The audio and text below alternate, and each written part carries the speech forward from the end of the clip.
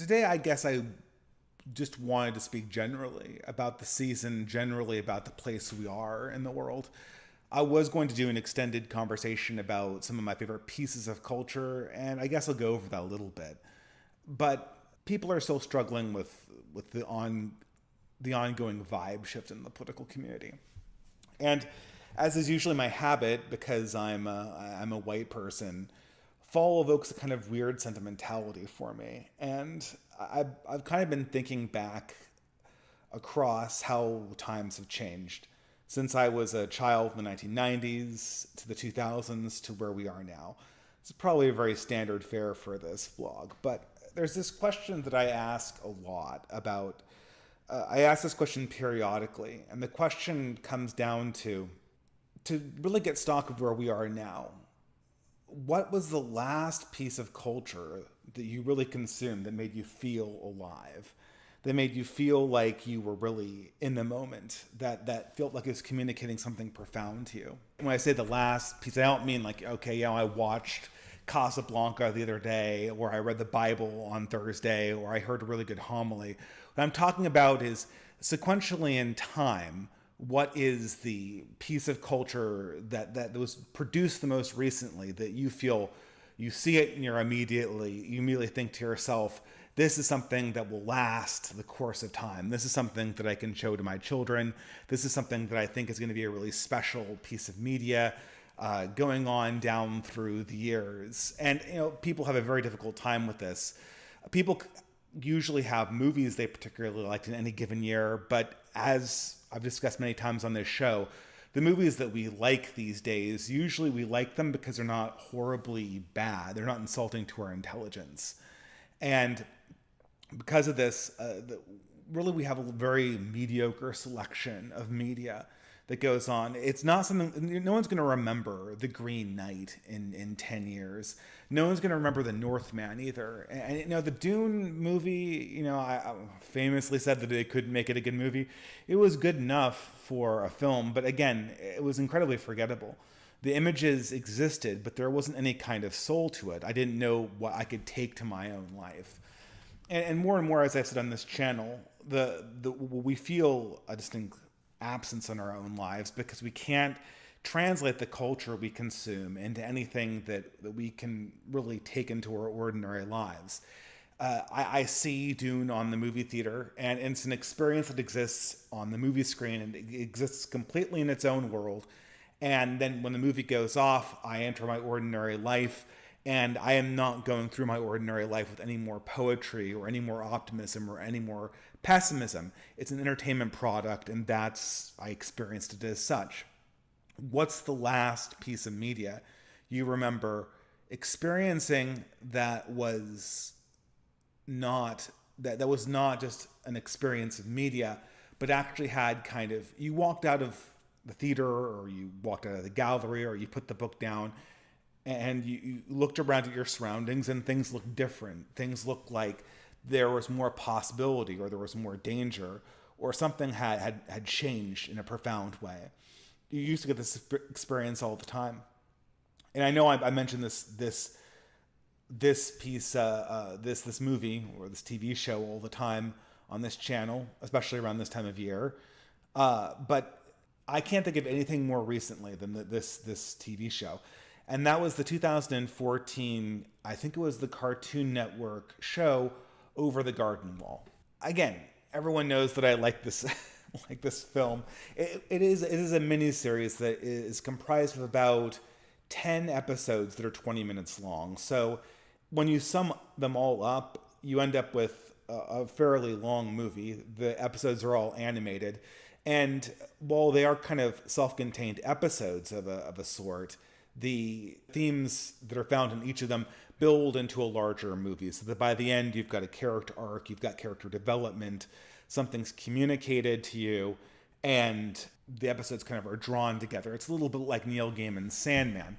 Another way that it's like Neil Gaiman's Sandman is that it's sort of an ensemble of all these different time periods. Briefly, I'll summarize the plot. The plot concerns two brothers who are mysteriously lost in these woods that are called the Unknown. The viewer is given very little information about these brothers when you first encounter them. They're oddly dressed in ways that sort of defies a time period. And as they go through this mysterious forest, they encounter a variety of different characters that come from different eras of time, different eras of American life specifically. And of course, the animators, it's sort of CalArt style. It's not Miyazaki, although there's a lot of influences with the backdrops. They're very beautifully drawn from things like Studio Ghibli. In addition to sort of the CalArts animation style behind in front of the paintings, the director takes a great lengths to kind of to have each episode governed by songs that are in the style of that particular era of Americana. So you have Sacred Harp and ragtime tunes, and a variation on Shirley Temple songs, and then you have showboat folk songs, and so on and so forth. And I don't know how much I want to actually spoil of this, but you kind of travel through the eras of American life while you're watching Over the Garden Wall. And the last era that they visit, and I'm not going to kind of explicitly spoil the plot of the movie, I recommend everyone go and see it. The last era you travel through is the 1980s or the 1990s. It's very clearly not the 2000s. It's very clearly either the early 1990s or sometime in the 80s. And the show kind of comes to a close, and I think the message, the explicit theme of Over the Garden Wall is fairly basic. It's a meditation on a coming of age, on learning to take responsibility for who you are, and to kind of get out of your head and be more conscious with the people around you, and to kind of take stock of them. A sort of sub-theme of the entire series is how America has gone through changes, but still has some kind of continuous thread.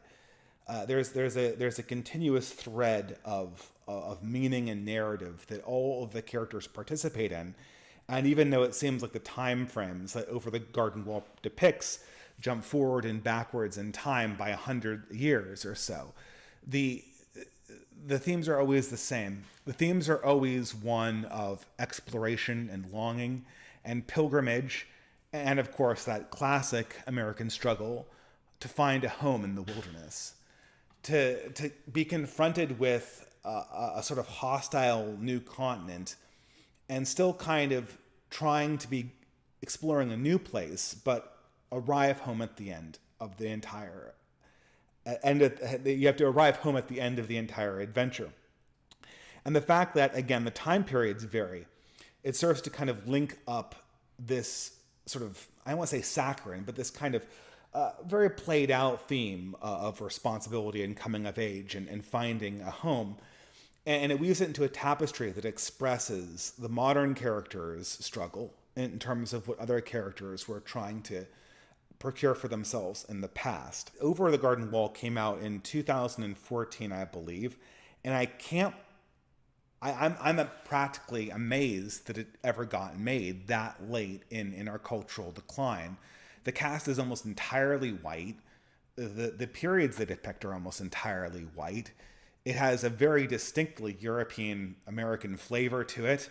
It makes no apologies for the past of America's, historic crimes against the Native Americans, even though it plays very much into this feeling of value, of nostalgia, of groundedness in the past that I think modern audiences or modern woke audiences would immediately kind of bristle at. And yet it gets made very late, and nothing like this could ever be made, it seems, again afterwards. What's so amazing about Over the Garden Wall is it really feels like a carryover from the 90s, or maybe the early 2000s at the latest.